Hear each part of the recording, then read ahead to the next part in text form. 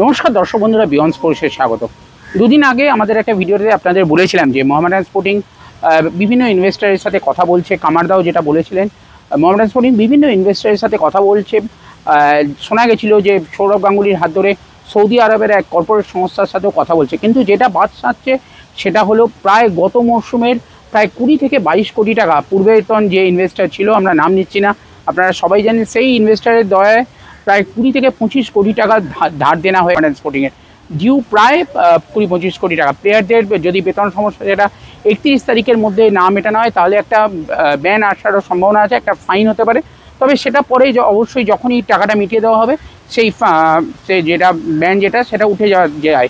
কিন্তু সমস্যা হচ্ছে নতুন ইনভেস্টার, যদিও যে একটা ব্যাংক গ্যারান্টি দেখাতে হয় সেটা এখনই দেখাতে হবে না, কারণ এআইএফএফের অভ্যন্তরীণ যে সমস্যা চলছে সেইগুলোর কারণে হয়তো সেই ব্যাংক গ্যারান্টিটা এখনই দেখাতে হবে না।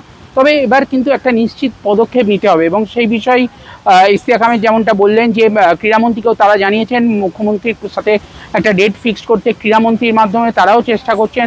এছাড়াও তারা বিভিন্ন উপায়ে চেষ্টা করছেন একটা ইনভেস্টার আনার বিষয়। কি বললেন আজকে আমাদের মোহামেডান সচিব ইশতিয়াক আহমেদ রাজু, চলুন শুনে নেওয়া যাক বিয়ন্ড স্পোর্টসের পর্দায়। বিষয়গুলো শোনা যাচ্ছে, আপনি ক্রীড়ামন্ত্রীকেও শোনা গেছিলো যে চিঠি দিয়েছেন, তো সেক্ষেত্রে ক্রীড়ামন্ত্রীর তরফ থেকে মুখ্যমন্ত্রীর টাইম কিছু জানানো হলো?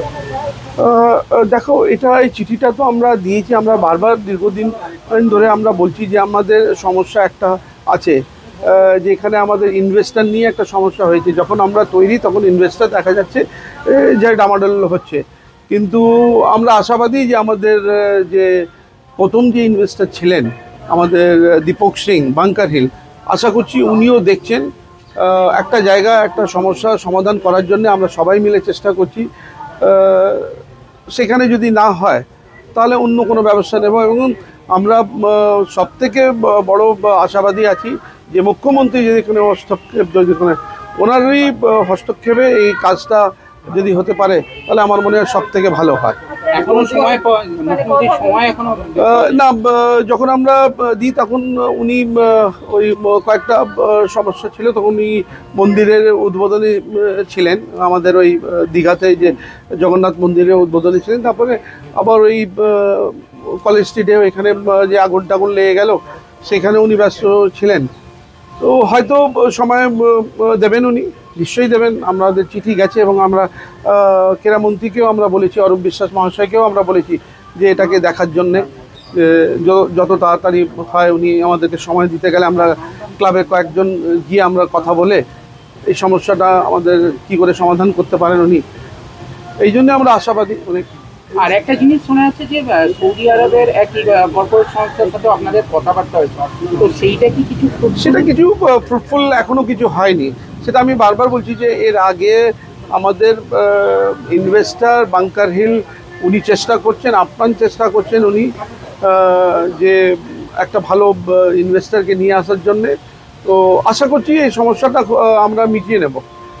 মুখ্যমন্ত্রীকে ইতিমধ্যেই চিঠি দিয়েছে মোহামেডান, মুখ্যমন্ত্রীর সঙ্গে কথা বলার কোনো রকম কি সুযোগ হয়েছে বা তিনি কি কোনো তারিখ বা ডেট? এখন পর্যন্ত তো ক্রীড়ামন্ত্রী কিছু জানায়নি। জানালে প্রেসিডেন্ট জেনারেল সেক্রেটারি আমাকে জানাবে, তিনজনের মধ্যে আমরা কেউ জানি না। দিদি আমি গত মাসে 24 তারিখে দেখা হয়েছিল, যেদিন ইস্ট বেঙ্গলের ডকুমেন্টারি ছিল। আমি গিয়ে বললাম দিদি আমার দরকার আছে, এখন আমাদের একটু আমরা খুব ব্যাড ফেসে সাফার করছি। তো উনি বললেন এখন তো আমি সময় দিতে পারবো না, একটু আমাদের ওই মুর্শিদাবাদ নিয়ে ঝামেলা চলছিল, তো একটা মাস সময় দাও, আমি অরূপকে বলে দেবো। আমি বললাম যে দেরি হয়ে যাবে, বললো না আমি অরূপকে বলে দেবো। এখন মাধ্যম ক্রীড়ামন্ত্রী আছেন, ওনাকে কি ইনস্ট্রাকশন হয়েছে না হয়েছে, আমরা তো আবেদন করেছি, মুখেও করেছি, চিঠিও করেছি। এবারে দেখি কোন দিন টাইম দেওয়া হয়। মুখ্যমন্ত্রী কি আশ্বাস দিয়েছিলেন যে নতুন ইনভেস্টর এনে দেওয়ার ব্যাপারে? দেখুন, সিএমের সঙ্গে অতগুলো কথা তো বলা যায় না, একটা ভিড়ভাড়ের মধ্যে আরও অন্যগুলো লোক থাকে। আমি আমার কথা গিয়েও বলেছি যে দিদি আমাকে একটু তাড়াতাড়ি টাইম দিতে বলে, তাড়াতাড়ি হবে না, আমাকে একটা মাস সময় দাও, তোমাদের এখন সিজন হতে আরও তো সময় আছে। তো কালকে 1 মাস হয়ে গেছে, পরশুদিন। এরপরে তো আমরা তো অপেক্ষাই করতে পারি, আমাদের তো কিছু করার মতন নেই। আর যদি বেশি ডিলে হয়ে গেলে আমাদের আরও অসুবিধা হবে। তো আশা করি আরও প্রেসিডেন্ট বা জেনারেল সেক্রেটারি ক্রীড়ামন্ত্রীর সঙ্গে কথা বলছে কি বলছে না জানি না, আমি কিন্তু কোনো খবর পাই না। তাহলে এখন আপনাদের মানে কারেন্ট স্ট্যাটাস কি এই নতুন ইনভেস্টর হিসেবে আসার বিষয়ে? অন্য জায়গাও দেখছি আমরা, আমাদের তরফ থেকে আমরা যা চেষ্টা করছি, কিন্তু একটা মুখ্যমন্ত্রীর চেষ্টা, একটা আমরা সাধারণ মানুষ, আমাদের চেষ্টা অনেক তফাৎ আছে না। উনি সবাইকে দেখেছে, ইস্ট বেঙ্গল মোহনবাগানকেও দেখেছে, আমাদেরও দেখবেন। আমরা তো একটা পার্ট আছি না, ওনার একটা অঙ্গ আছি। তার মধ্যে আমাদের আশা আছে এটা নিশ্চয়ই আমরা একটা সাপোর্ট পাবো।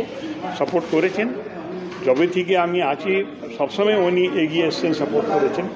এ সময় আমাদের একটা ব্যাট ফেস চলছে, একটা আমরা এমন লোকের সঙ্গে জুড়ে গেছিলাম যে একটা প্রবলেমের মধ্যে আমরা পড়ে গেছি, অনেক দেনা পাওনা হয়ে গেছে। সেই জিনিসটা নিয়ে একটা কোনো ইনভেস্টার আসার মধ্যে একটু তো প্রবলেম আছে। সৌদি আরবের একজন ইনভেস্টরের কথা, সে আরব থেকে আসবে কি ইসরায়েল থেকে আসবে সেটা তো পরের ব্যাপার। এখন কোনো কিছু ফাইনাল না হওয়া পর্যন্ত সৌদি আরবকে বলে লাভ নেই। সৌদি আরব এখন লোক গেছে হজ করার জন্য, এখন ওখানে কোনো কাজ হচ্ছে। ডুরান্ড কাপ তো আসন্ন, তো সেটা নিয়ে আপনাদের খেলবে ডুরান্ড কাপ, আমাদের জুনিয়র প্লেয়ার খেলবে, সিনিয়র প্লেয়ার খেলবে না। সেক্ষেত্রে কি বিদেশি ছাড়া নামানো হবে? তো বিদেশি ছাড়া আমরা সুপার কাপ খেলতে পারি, বিদেশি ছাড়া এটা কেন খেলবো না? দেখ সময় অনুযায়ী যেটা সময় বলবে, সময় সব থেকে বলবান আছে। সময় যা হবে, সময় করাবে, সেটাই হবে। আমরা এখন অপেক্ষায় আছি, দেখি কি হয়। যদি কোনো তরফ থেকে হয়ে যায়, যদি আমরাও কোনো তরফ থেকে পেয়ে যাই, তাও মুখ্যমন্ত্রীকে জানিয়ে দেওয়া হবে যে আমরা পেয়েছি, আমরা এই পজিশনের মধ্যে আছি, এই প্রবলেমের মধ্যে আছি। ইনভেস্টার যদি সলভ হয়ে যায়, তাহলে ডিউস ভাইলেন্স আছে, ওটা সলভ করার জন্য দিদিকে বলা হবে। তো আশা করি একটা আমরা সাপোর্ট নিশ্চয়ই পাবো।